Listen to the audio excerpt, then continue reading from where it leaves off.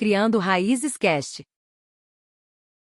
Olá, bem, hoje a gente vai mergulhar numa passagem bem forte lá de Levítico, capítulo 10, versículos 1 a 7. Para situar todo mundo, estamos no antigo Israel, sabe? Logo depois de um momento super importante, a consagração do tabernáculo, que era o centro de adoração, e dos sacerdotes. Era para ser festa, mas Mas algo dá muito errado, né? É um contraste bem chocante com a celebração que tinha acabado de acontecer. exatamente. E os personagens centrais aqui são Nadab e Abiú, filhos de Arão, o sumo sacerdote. A ação começa com eles, cada um pega seu incensário, sabe? Aquela vasilha para queimar incenso, acendem o fogo, colocam o incenso e apresentam diante do Senhor. Parece um ato de culto normal, né? Sim, à primeira vista parece fazer parte do ritual que estava sendo estabelecido. Só que aí o texto joga uma informação crucial. Eles trouxeram fogo estranho, algo que o Senhor, e o texto frisa isso, não lhes havia ordenado. E esse fogo estranho é um mistério, né? O texto não detalha. Seria fogo de outra fonte, ou talvez o momento errado, ou a intenção. Fica em aberto, mas... Mas a consequência não fica nada em aberto.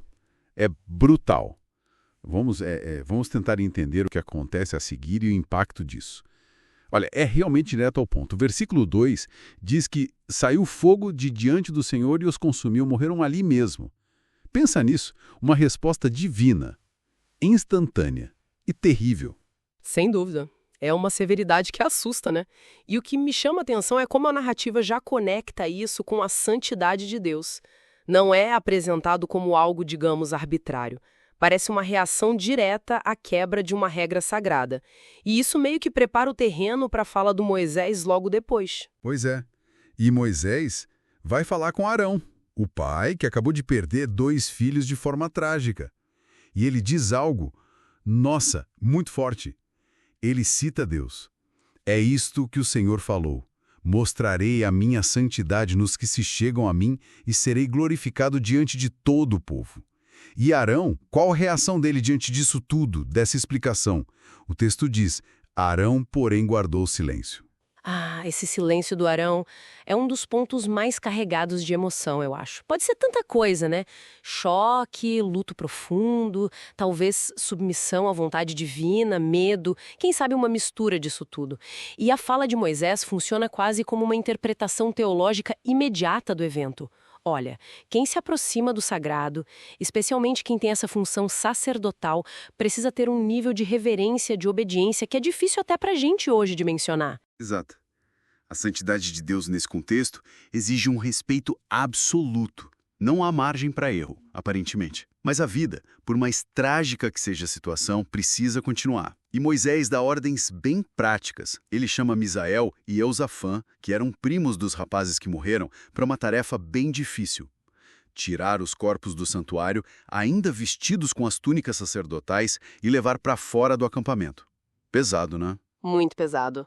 Uma tarefa fúnebre, mas também de purificação do espaço sagrado, imagino. E as ordens mais, impactantes vêm para Arão e para os filhos que restaram, Eleazar e Itamar. Eles são proibidos de fazer os rituais de luto visíveis, tipo, nada de desgrenhar os cabelos ou rasgar as vestes, que eram sinais comuns de luto profundo na época. E a justificativa é muito séria, né? Sim, para que eles mesmos não morram também e para que a ira divina não se espalhe por toda a comunidade.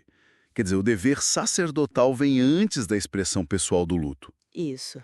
E é interessante esse contraste que o texto faz, porque logo em seguida diz que seus irmãos, toda a casa de Israel, poderão lamentar o fogo que o Senhor causou.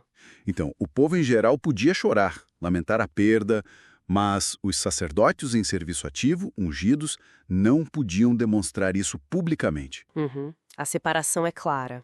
E a ordem final para Arão e os filhos é: não se afastem da entrada da tenda do encontro. Por quê?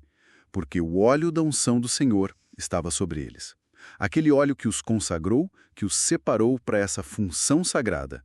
E o texto termina dizendo que eles obedeceram. Se a gente tenta conectar isso num quadro maior, o que a gente vê é uma tensão enorme, né? Entre o dever sacerdotal, a função sagrada e a dor humana, a dor pessoal de Arão e seus filhos. A função, simbolizada por esse óleo da unção, ela tem precedência sobre a manifestação individual do luto, pelo menos para aqueles que estão ali na linha de frente do serviço.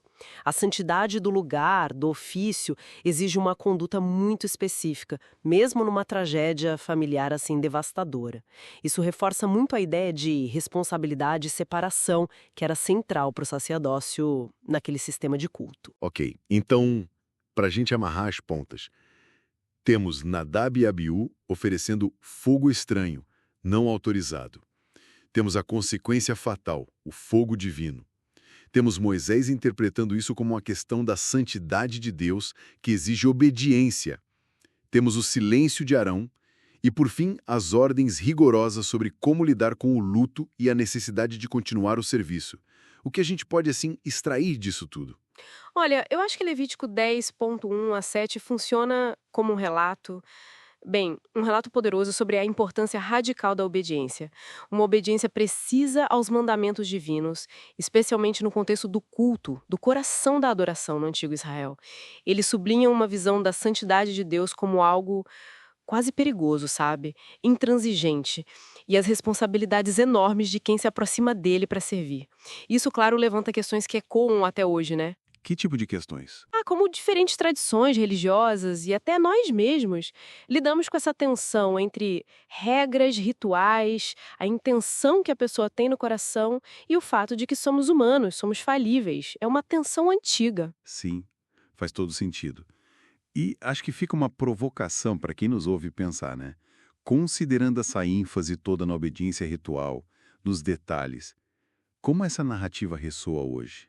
Ela ainda choca, ensina algo, ou parece só uma história de um tempo muito distante? E mais, que formas de fogo estranho, talvez de um jeito simbólico, tipo atitudes, prioridades erradas, ou formas de se relacionar com o sagrado que não são autênticas para nós, podem ser relevantes na nossa própria caminhada espiritual ou na vida em comunidade hoje? Se você gostou, deixe seu like, comente, compartilhe e inscreva-se no canal.